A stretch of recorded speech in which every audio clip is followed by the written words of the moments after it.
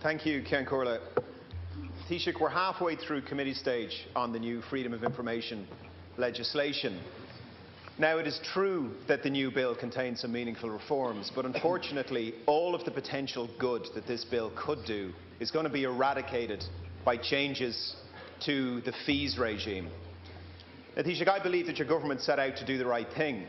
When Fianna Fáil sought to eradicate the Freedom of Information regime in 2003, here's what then Deputy Richard Bruton said.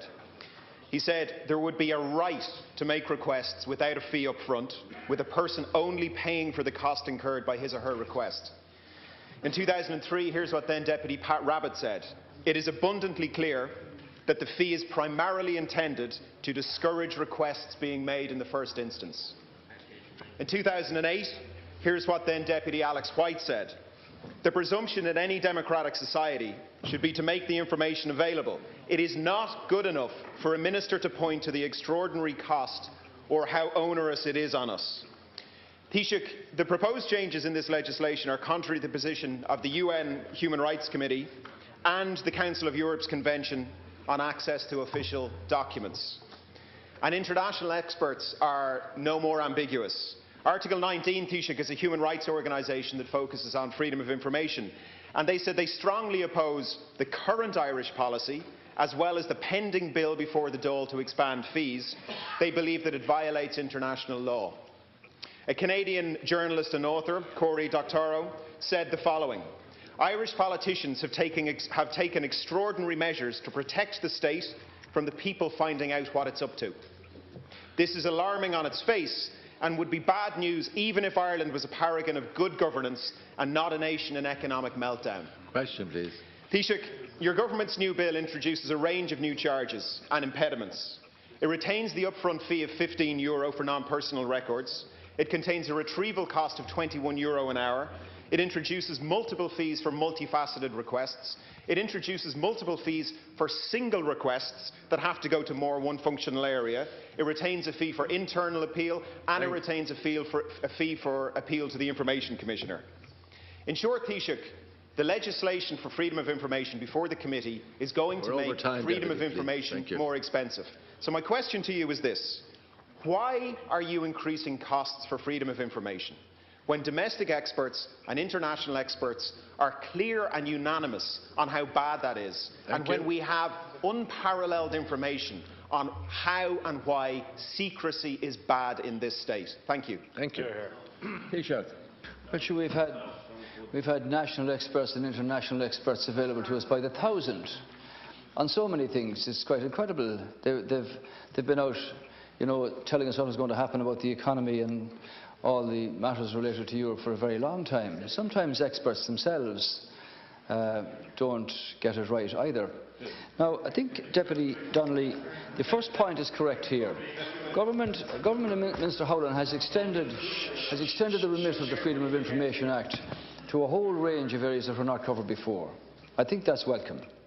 I think it should also be borne in mind that 70% of the applications that come in to Freedom of Information officers are related to personal matters, and they're always free. I think it's also recognised that the first 2 hours of any analysis of a Freedom of Information request is also free. And if the issues involved can be dealt with in that, there is no charge at all.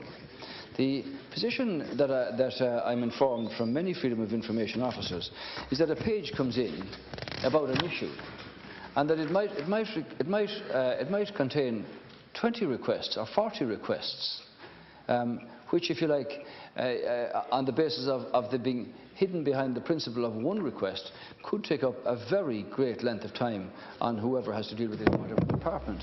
And it's for that reason that the itemised charge would apply if the cost is if the time is over 2 hours and if it's not related to a personal matter, which is of course remains to be free.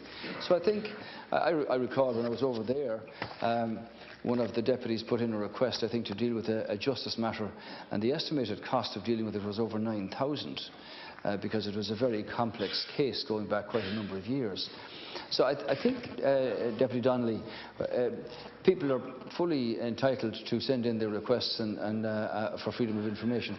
But I think when you get lists of things that are completely unrelated on one page, obviously the view taken is that these things are separate matters and that therefore are separate requests. If any of those require less than 2 hours, there is no charge. If any of them are related to personal matters, there is no charge either. So it's a case of reflecting that reality. And the extension of the Freedom of Information Act to reverse what happened before, cabinet records, communications between ministers, the scope to withholding all records during the deliberative process, and the mandatory blanket extensions that were there for security, defence and international relations matters. The Freedom of Information reverses a great deal of these. I think that's in the public interest. Thank you. Deputy Donnelly, 1 minute. Thank you. Thank you for your reply, Taoiseach, but unfortunately you didn't answer my question. The only rationale we seem to get from Minister Brendan Howlin yesterday was that at a time of economic hardship we can't make freedom of information, which is an essential part of any modern democracy, free. Well, we have a report here, a very thorough report from Dr. Nat O'Connor, which estimates that the cost of charging the money is at least as much as the money you get. That's before you factor in a lot of the savings we get from good work, investigative journalism done, which saves the state millions, as we know. So there's no argument that says we have to charge fees because it costs money, because it costs as much money to charge the fee as the fee itself. And therefore, my question stands. If there is no cash benefit to the state of charging citizens to access information in their own state, why are we charging them? And why are you standing over legislation that is going to increase the cost of people getting that information? Thank you. That's the question, Taoiseach. Thank you. As I said to you already, 70% of the claims that come in are for personal information. They are free. If an issue comes in where there's a claim for a Freedom of Information request, and it's about a single issue, if it takes less than 2 hours to deal with that, there is no charge either. But clearly, the legislation also points out, Deputy Donnelly, that on a single request, if there are other requests on that page that are related to the single request, well then that's all part of the one claim, if you like. But clearly it appears as if you have significant numbers of claims coming in with unrelated matters that are put in under the one claim in the first instance. Now, other countries that are deemed not to have upfront charges have different charges along the process. So I think I should repeat again to you that you know, we've changed elements of what were blocked off here before in regard to some of the areas that were off limits for a very long time, including the NTMA, NAMA, the Garda Síochána, refugee agencies, and a very broad range of quasi-judicial bodies to which FOI previously only applied to their administrative records. That's all being opened up. So I think as the new legislation takes effect, Deputy, the €15 charge out of the average cost of retrieving information is about 600, is relatively small.